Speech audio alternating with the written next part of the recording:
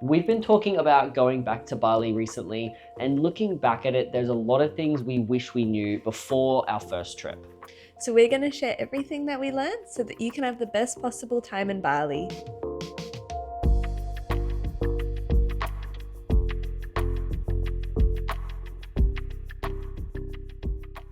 So to avoid long waits when you get to the airport, it is best that you apply for an e-visa about 72 hours before your trip.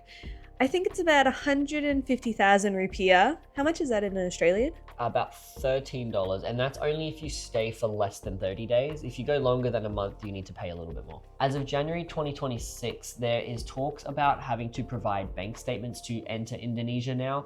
This is due to the huge amount of tourism they've had over the past few years, and you might need to be providing up to 3 months worth of bank statements. They've written, while specific minimum balance amounts are not yet finalized, travelers planning to visit Bali in 2026 should prepare to have proof of their financial situation readily available digitally or printed upon arrival. This isn't locked in stone as of yet, but they're talking about it, so just be mindful, do a bit of Googling before you go. It might be a really good idea to consider getting the rabies shot. It was a lot more expensive than we were expecting it to be. I think it was about $150 Australian each, but I dare say it was really well worth it because there are monkeys and lots of street animals, cats, dogs, bats, and it's just not really worth the risk. And after what happened to Layla's sister, we'll get into that in a little bit, definitely worth just getting it. It's also a great idea to book your airport transfers before you arrive in Bali. If you've never been there before, the airport can be extremely chaotic with tons and tons of people all trying to haggle at you to get in their car. And while some of them are genuine, there's also a lot of scams and a lot of overpriced taxi services. So just make sure you book one before you go, and then someone will be waiting there with your name on a little plaque, and it makes everything so much easier. And make sure that you do have the Grab app installed before you go so that you can do these commutes super easily. So not everyone feels the need to get travel insurance, and they think that if they're being safe that it's all going to be okay. I think skipping out on travel insurance is just not worth the risk. You hear so many horror stories and articles online of accidents with boats and cars and broken bones and activities that go wrong that I just don't think that it's worth the risk. And also make sure you check which insurance package you go with, because if you do want to ride scooters, think about that before you go, because you might need to pay a different premium for that sort of service. Or if you want to drive cars or things like that, they might not be covered under the basic package. When we were going through Canggu, we were in a car and it was dark already, and we saw this person had gone into the gutter. It's about this wide and this deep and just completely fallen into it. And then there was maybe about a dozen people around trying to get their scooter out. Yep. You can only imagine what that insurance was like, and then having to get that scooter repaired, and who knows how much all of that would have cost for a mistake. Yeah. I know a lot of people like to be spontaneous with their holidays, but I personally take a lot of pride in being very well prepared and very organized. And one of the main things is making sure that all of my activities are scheduled in advance. Especially if you're traveling in a group, the last thing that I want to be doing is having a group discussion with everyone saying, what should we do tomorrow? How are we going to get there? When does it start? And even what's available. By then, a lot of things will already be booked out, and I don't want to have to be spending hours of my holiday trying to think about what I want to do next and what I even can do. There's a ton of websites you can use. We normally use TripAdvisor, but you can also book things through Klook, and these are just like full day package sort of things. So it makes it very easy to just pay before you're even in the country, and you just rock up to a place and there's a spot for you and there's no issues, because Bali has so many tourists. Every activity is always booked out, and if you're just wandering around trying to do one of these things, you're going to get ripped off, or you're going to get one of the cheap versions of that experience, and it's just never as good.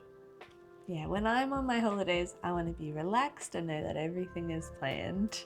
And you're really good at planning too, so it makes it so easy for me. I can just wake up and go, what are we doing today? Oh, it's already booked. It's already Layla's in the already done itinerary. it. It's printed out. It's Yeah. ready to go. Everyone, get in the car. It's time to go.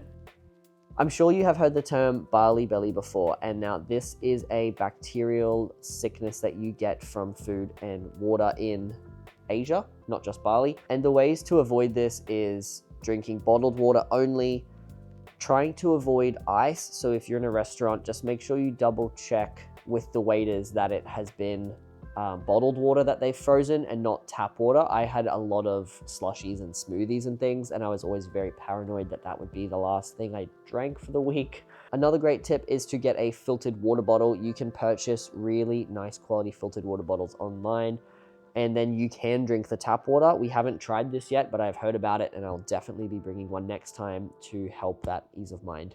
So I'm sure you have seen videos of traffic in Bali, and it is a whole different concept of traffic. Hundreds and hundreds of scooters squeezed into these little roads.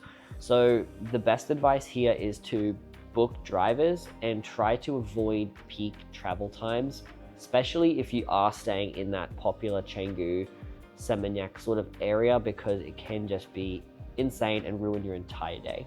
But if you're not staying in like the super busy areas, we felt comfortable to book scooter rides, and we did this through the Grab app or the Gojek app. And both of these were just flawless. We didn't have any issues. They come in about 2 minutes.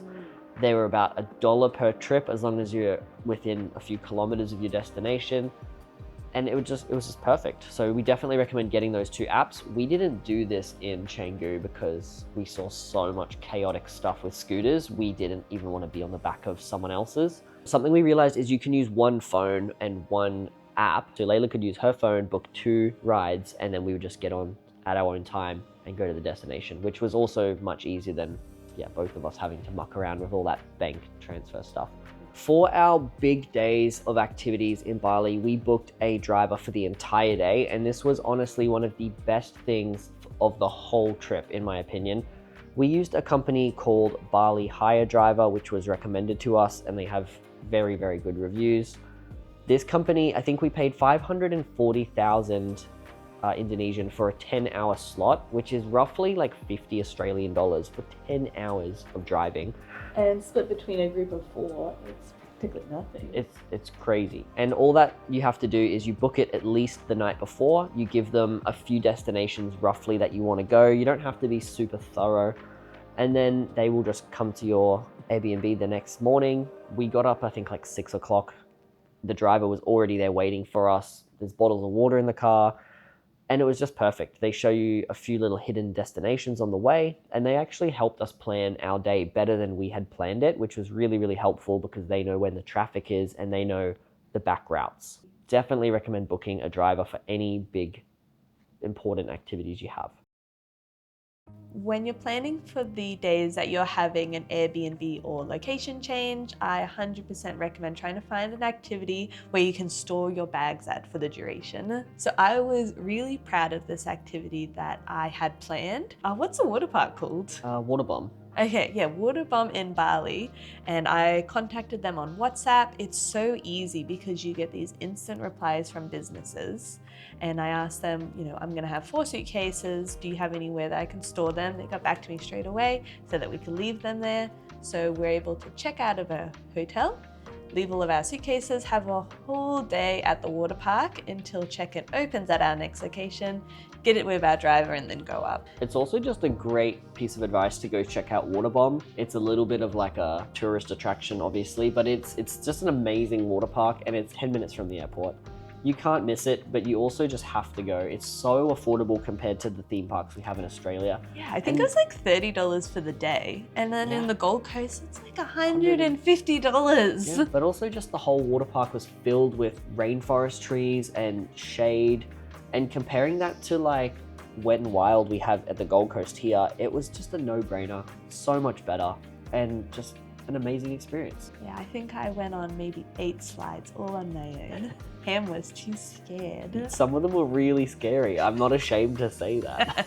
They're very steep. But either way, it's a really fun place. I was just enjoying the lazy river more than anything else, so. That was nice. That was the best bit. Super important tip, do not trust the monkeys. They will sneak up on you and steal your things and bite you. There's the monkey forest in Ubud, and it's a very popular destination to go to, but I think a lot of people might not think that the signs are to be taken seriously. Yeah, well, the monkeys look pretty approachable. They're not scary at all, and the staff are always really close to them and feeding them and patting them because they have that relationship. But they do recommend for tourists, don't go anywhere near them and don't make eye contact with them. Yeah, don't make eye contact. Be careful of your glasses and your bags and your precious items. Yeah, but at the end of the day, they are wild animals. They're not in enclosures and they're not tame. They just free roam all throughout Bali, and they get up to some mischief, to say the least.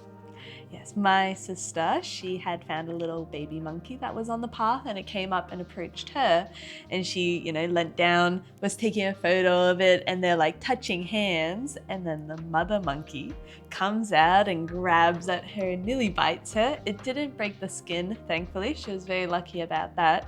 Follow the signs, follow the instructions, don't look them in the eye, don't touch their babies. Most tourists spend their time in Bali in either Canggu, Seminyak, or the Kuta districts just down near the airport. And for a good reason. They're amazing areas full of culture and heaps of cool stuff to do. But we really, really recommend trying to get out of those basic hub areas and go and explore something a bit more rural, because Bali is just a lot bigger than you think, and a lot of people just don't really care to venture out. Yeah, I've definitely heard people say like, oh, I had a really terrible time in Bali. You ask where they stayed and they say, I spent the whole time in Canggu. Right. And it was overcrowded and too busy. Because you get traffic and you get lots of Australians, which sometimes we don't want to bump into more Australians. That's why we go on holidays, right? So it's very overpopulated, very touristy.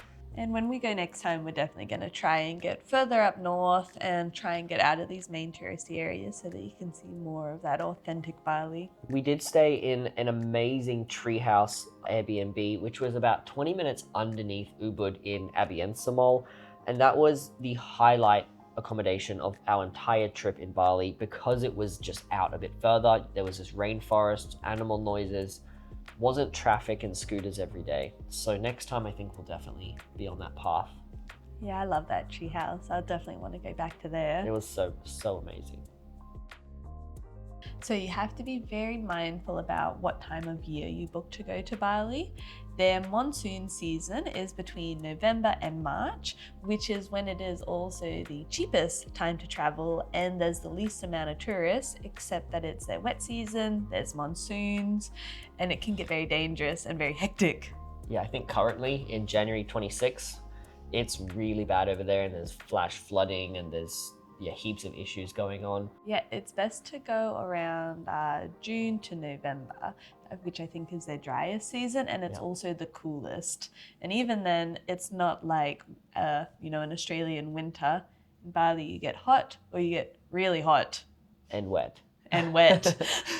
Yeah. We went in October and I think it rained 2 or 3 times, but it's just very unpredictable because it's a tropical country. Sometimes it would be completely clear skies, sunny, and then 20 minutes later we'd get dumped on with rain, and then 20 minutes later again, it's back to clear skies. So you just have to kind of have a backup plan, carry a poncho, an umbrella, have something with you, because the last thing you want is to be on a scooter or, on a hike somewhere and you just get wrecked with rain. So why are we planning to go back to Bali? There's quite a long list of things that we really loved about Bali. To say a few, I think the food was definitely a huge thing for me. The cost of food was amazing, and the quality of fresh ingredients and the ease. We would kind of walk any direction from our Airbnbs and find food within 5 minutes. So it was just so easy. Bali has so many amazing activities to do and sights to see, amazing beaches, waterfalls, mountains, hiking. There's so much to do and we can't wait to go and explore more. Yeah, it honestly just feels like a playground for adults. There's we did whitewater rafting and we did quad bike riding and we went on speedboats and there's just so much cool stuff to do, and it's also affordable as well. If you went to Dubai, for example, and tried to do these fun activities, you'd be spending thousands of dollars, which isn't in our budget at all. So Bali just provides a lot of fun activities. The Balinese people are truly just so kind and lovely and welcoming and supportive that it's truly a magical place to go and stay at. Yeah, we had so many amazing conversations with staff, and it was just really nice to be able to go and chat to these other cultures and have a nice conversation with them. If you've already been to Bali and you think we missed out on some tips, please let us know in the comments below, because we're just two people. There's tons of stuff that we also want to learn. And if you're planning a trip to Bali, I hope that these tips have helped, and I hope you have an amazing time. Also, if you got any value from this video, please subscribe to our channel, because we're going to be doing so much traveling this year and we can't wait to share our adventures with you all. All right. Thanks for for watching, guys. We'll see you in the next one. Bye. My legs. High five.